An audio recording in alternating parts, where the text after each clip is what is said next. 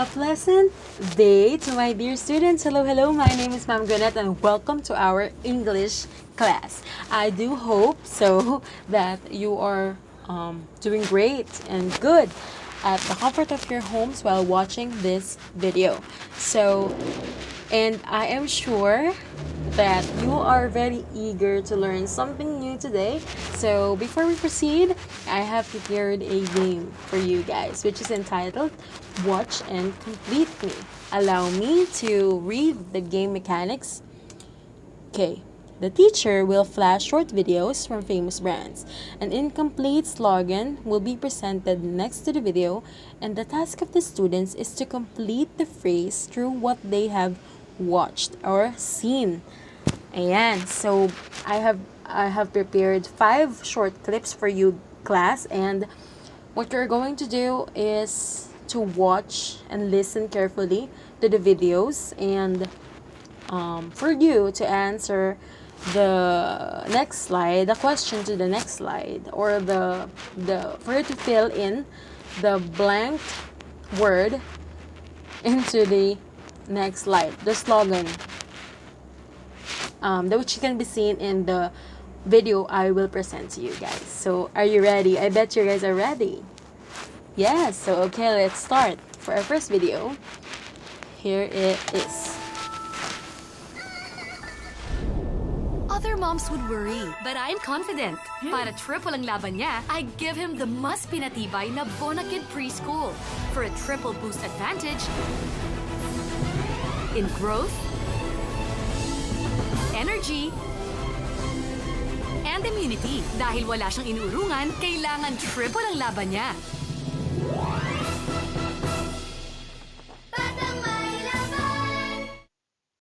So that, I know you are all familiar with this video that I presented to you. Now, the word, the slogan that you need to complete is this. Complete me, batang blank laban. The missing word contains 3 letters. I will give you 5 seconds to think. So, think and answer it on your own. Okay? It is presented and showed on the last part of the video. It's actually their short jingle with the music. Kasi, yes. So, think of it. Okay, so time is up. The answer is Batang May Laban. Of course, I know you are familiar with this, and I know and I believe that you got this first complete me task right. So we can now proceed to our next video. Nay, take care for Pan TLC. Gonna make you happy. Pag healthy ka, masaya ako. Gonna make you prouder. Suporta ang bigay ko sa'yo. Gonna love you always. May gana ka, may gana rin ako. Pag may Pro Pan TLC, ang sarap kumain. Ang sarap kumain. With lysine and B vitamins. Gonna be healthy. Now available in 30 ml drops. Mahalagang paalala, ang Propan TLC ay hindi gamot at hindi dapat gamitin panggamot sa anumang uri ng sakit. Okay, so I bet you all got the video dancing. All right, their jingle is so entertaining, and of course, it is sang by the Asia song group, Mr. Jean Velasquez Alcacid, together with her son Nate Alcacid. So anyway, the complete me task for this round is blank be healthy. Yes, I will also give you 5 seconds. You know the drill? 5 seconds to answer this.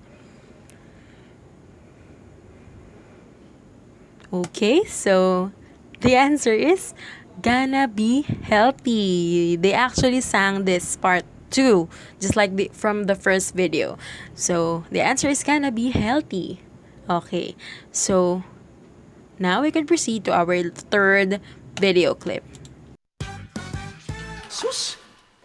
Wala kayo sa manok ko. Bakit? Yung sa akin, original. Araw-araw, fresh na fresh. Malupit ang flavor. Teka, secret yan. Pressure is our pleasure. Kaya ang lasa, walang takas. Ang gravy, walang katapusan. Manok baka mo? KFC Original Recipe Chicken. That's how we do it. Okay, for our third video, I bet this video made you hungry. Moving on to our complete me task for this round. It states finger licking blank. Ano kaya yon? This is a letter missing word. It is also shown at the last part of the video. And for sure you are familiar with this slogan from KFC. Ayan. So, time is up. The answer is finger licking good, of course. From the famous Kentucky Fried Chicken. And together, sinamahan pa the ever famous Daniel Padilla, Mr. Daniel Padilla. Yes, okay. Down to our second to the last video. Imagine a new world. A dependable world. An innovative world.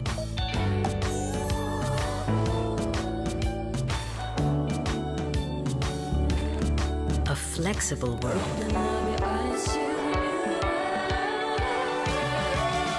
A rewarding world. A surprising, exciting, inviting world. A world we know you would expect. Wouldn't that be wonderful? Globe. Let's create a wonderful world. There you have it.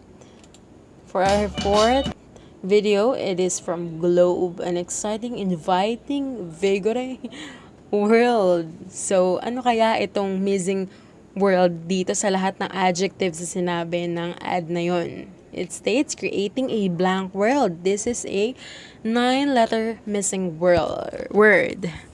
So, try to think of it, guys. You know the drill. 5 seconds. Okay, so the answer is creating a wonderful world. I don't know why, but this is also shown at the last part of the video. Okay, at the end credits. Ayan, so I know you're enjoying our game, but we are now down to our last video, which is this one. I am looking for my next title. Yung panalo dito. Yan pa. Kaya mo? Ariel with 10x OxyClean Plus Anti-Clog Power. Round 1. Tough stains. Ariel wins! But wait. Round 2. Patuyuin sa loob. Kung talagang malinis, dapat panalo sa kulob. Sa Ariel, tanggal ang kulob. Totoo ngang malinis. Goodbye, stains. Goodbye, kulob in one wash. Super yes, Ariel! Okay, so it's Mr. Jean Velasquez Lacased again. Is it obvious that I'm a Reginian fan? Anyway, this is the complete me task. You know the drill. For our last video, it states goodbye stains, goodbye blank in one wash. Yes, pabirit then even this slogan of Ariel. Okay, and I do hope so, and I believe that you know the answer, and the answer is goodbye stains, goodbye kulob in one wash. Ayan, so that is the answer. And for sure, you have enjoyed our game. But for now, what can you say about the videos I presented to you? Answer it on your own again, and I can hear that your answer is yes, they were commercials. And what more can you observe?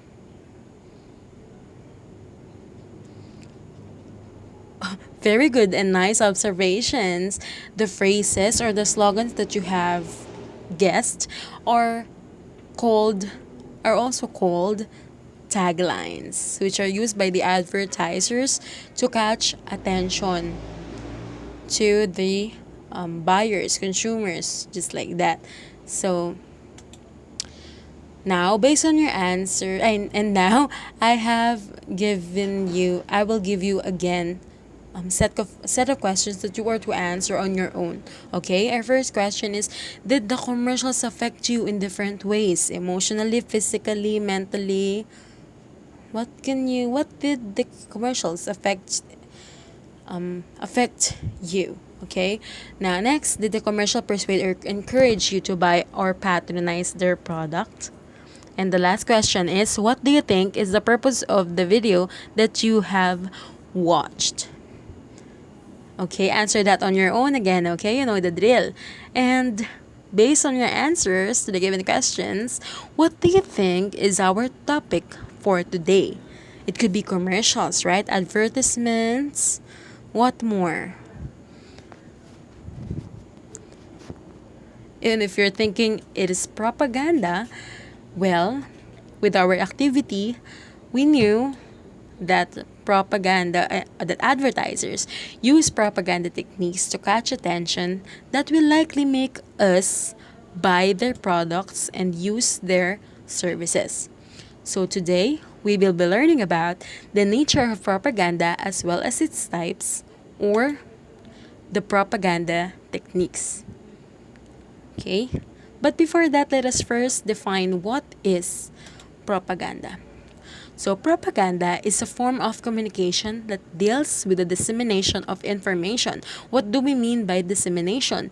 It means pagpapakalat in Tagalog, okay? It is informing of information. It could be facts, arguments, rumors, half-truths, lies, or even lies, just to influence public opinion. Okay? And of course, there are a number of ways or techniques on how to persuade people to buy products, accept ideas, and even avail services, which are called, what did we said earlier? What did we say earlier? Propaganda techniques. Okay. We're going to proceed to our first propaganda technique called name calling. Okay.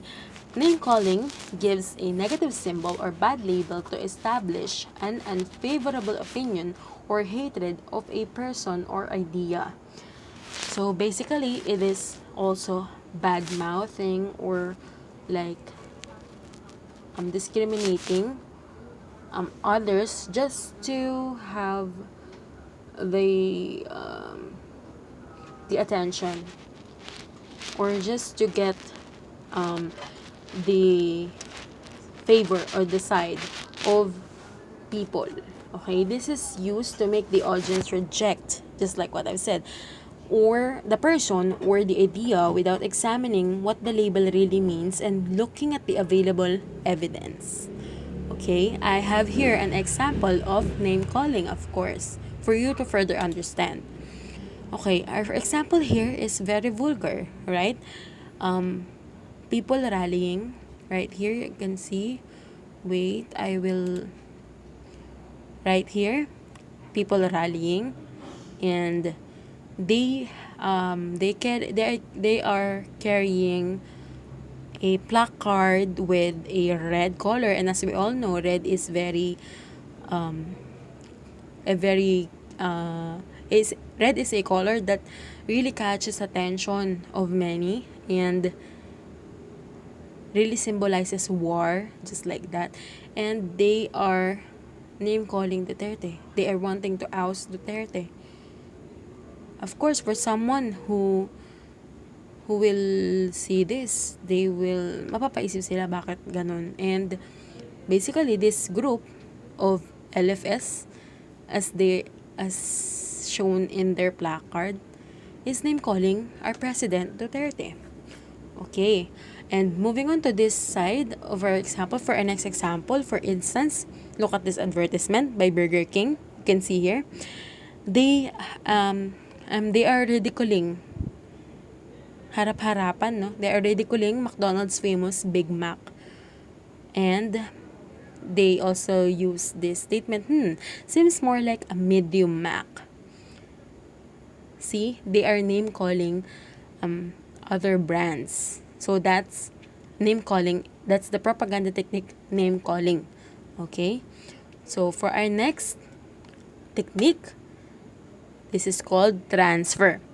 Transfer employs the use of symbols, quotations, images of famous people to impart an idea or claim that carries respect authority sanction to make it look more acceptable.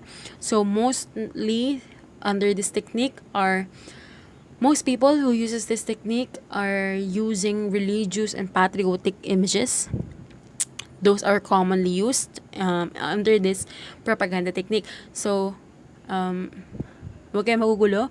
Basically, transfer is transferring the attention to a symbol or a quotation or image or an image from famous people to influence basically ordinary people. Ayan. And of course, religious and patriotic images are most commonly used because especially when you use the symbol of the Lord.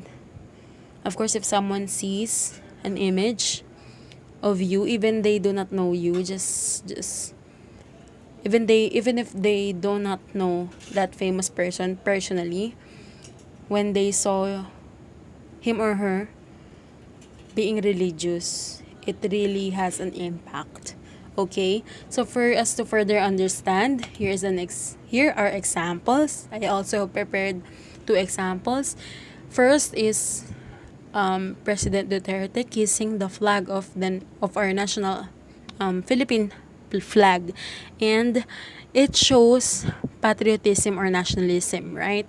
And of course, this is the best example of transfer propaganda technique, although we don't know if it is really a technique or propaganda technique. But for some someone who is politically viewing this picture, they might call it as a transfer propaganda technique, right?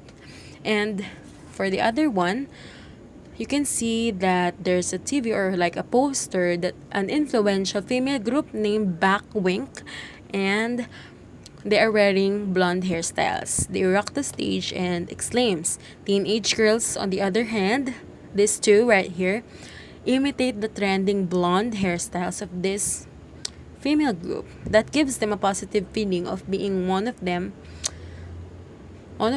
the female group, and that is acceptance. So that is also stated on the definition we have said earlier, right?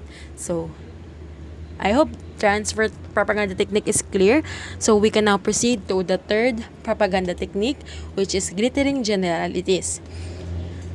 This technique or this propaganda device uses emotionally appealing, vague, broad words or statements to generate positive feelings in the minds of the masses, which they associate with the products.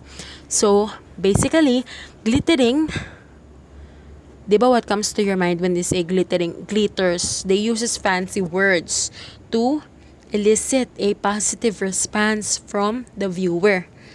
Okay, by using of praise words, just like that, to promote a product. Okay, excuse me. So, I have also prepared examples, of course. An example, rather. Here you go. So, it says here that things go better with Coke. Do you really believe that a glass of Coke, a bottle of Coke can really make things go better? So, this is the best example of glittering generalities. Of course, with this ad, you might, when you see it and then you have this very bad day and then you see this ad, you might get engaged, or like you might buy a Coke because because of thinking that things will get better when you drink or when you buy a single Coke, right? So that is for glittering generalities. Before we proceed to our next technique, let's have a recall. We have tackled about name calling, transfer, and this one is glittering generalities. We already have discussed 3 techniques. Okay, so moving on to our next technique. This is an easy one, and this is called soft soap. Excuse me. So for this technique, it uses flattery or insincere compliments. What do we mean by insincere? It could be not true. right? Insincere. Ibig sabihin, kahit di naman galing sa puso nung nagsasabi. Or flattering lang. Ayan. Which are designed to get the audience on the side of the speaker. Mostly, this technique is used on salesman, which is our example. Here, you can see the salesman and then the customer in the mall, just like that. And the salesman says, "Hey lady, welcome to our bazaar. You look stunning. I'm sure the dress that I'm selling would fit on you. Want to try it? Want to try it?" What is the word that the salesman used? Stunning. You look stunning. Even when she's just wearing doll shoes and a plain t-shirt, just like that. So this is a very this is the best example of soft soap. For sure you can relate on this when you go to Changi or even on malls. Yan. For salesmen rather, or sales ladies are using this technique, soft soap, to get some sales. Okay, so that's soft soap. Our next technique is plain folks. This is also an easy one. It uses ordinary people. This is also an easy one and a literal one, wherein it uses ordinary people as endorsers to show that the product is being used by usual persons.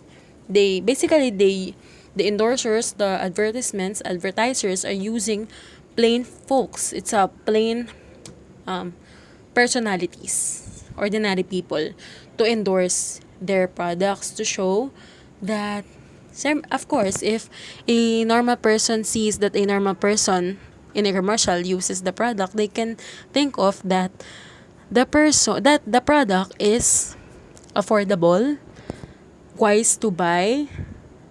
They can relate much on the plain folks. They can relate much on the ordinary people that is on the commercial. That is the one who is endorsing the product. And our best example, our very common example, is this farmer who drinks Nescafe. Of course, the Nescafe sounds pricey, but then this commercial showed that our farmers, which we all know that farmers are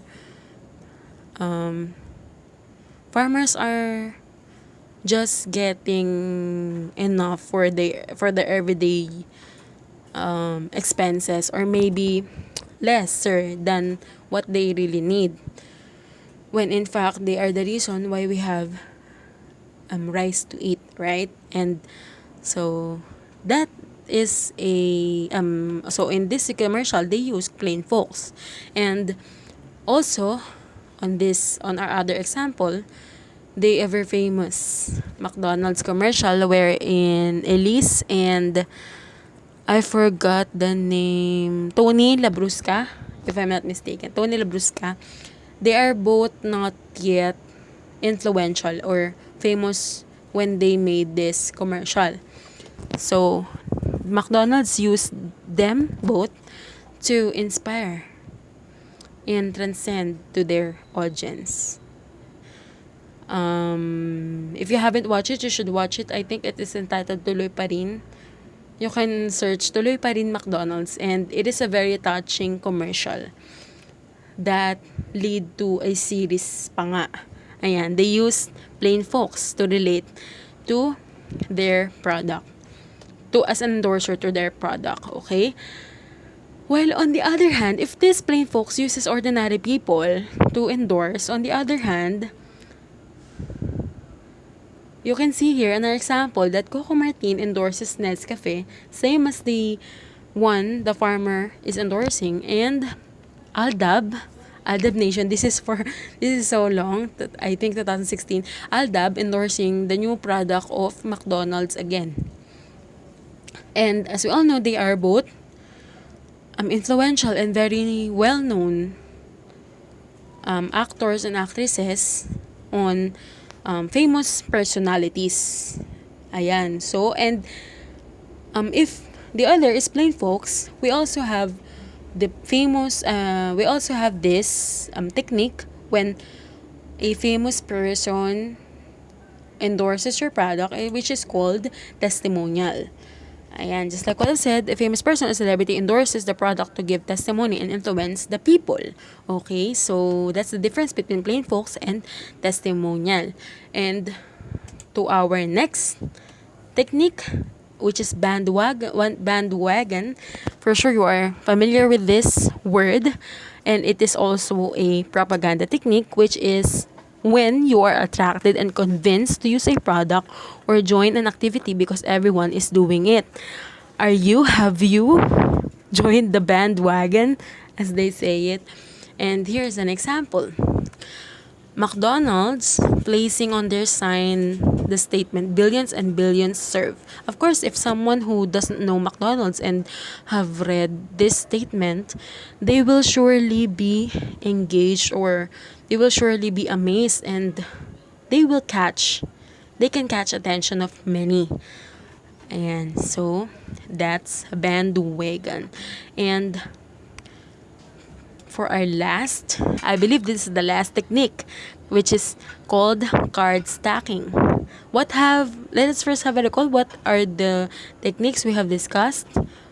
The last, the last five, I think. The last four, rather. Plain folks, testimonial,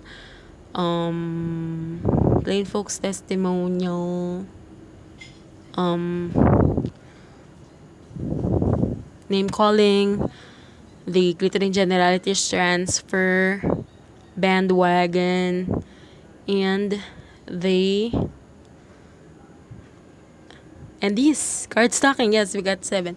And this the card stacking, wherein they are only talking about the positive accomplishments of a candidate and conveniently avoiding the negative. This is different from the name calling, okay, and the glittering generalities, because glittering generalities uses fancy words. Well, they do not use fancy words. They are not about to use they are not objected to use fancy words, but they are just talking about the positive accomplishments of their product or candidate. Okay, first, to further understand, I have here an example. Here you go. From KFC. It states that now with 0 grams of trans fat, they just stated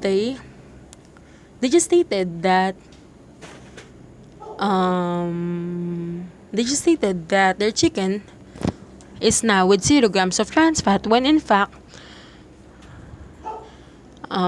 fried foods have harmful effects on people's on people on the body of people. Okay, so that is card stocking. So that are rather, I told you this is the last one. Those are the propaganda techniques, and we have 8. We have 8 propaganda techniques. I know that all of you listened in our discussion, and may I know what are the 8 propaganda techniques again that we have discussed? We have name calling, transfer, soft soap, glittering generalities, plain folks, testimonial, bandwagon, and card stacking. Ayan, so we are done to our discussion. And before we end this this video lesson, I will leave you questions on your mind. First question is, as a consumer who buys goods and other products, what do you think is the importance of knowing propaganda technique? Okay, answer that on your own. And the second is, now that you know about propaganda techniques, how are you going to decide what brand to buy or purchase? Now that you know the propaganda techniques, do you now have your own standards on buying? Do you now have factors to consider in buying goods or availing services? try to think of that, okay? And I just want to say that at your young age, I am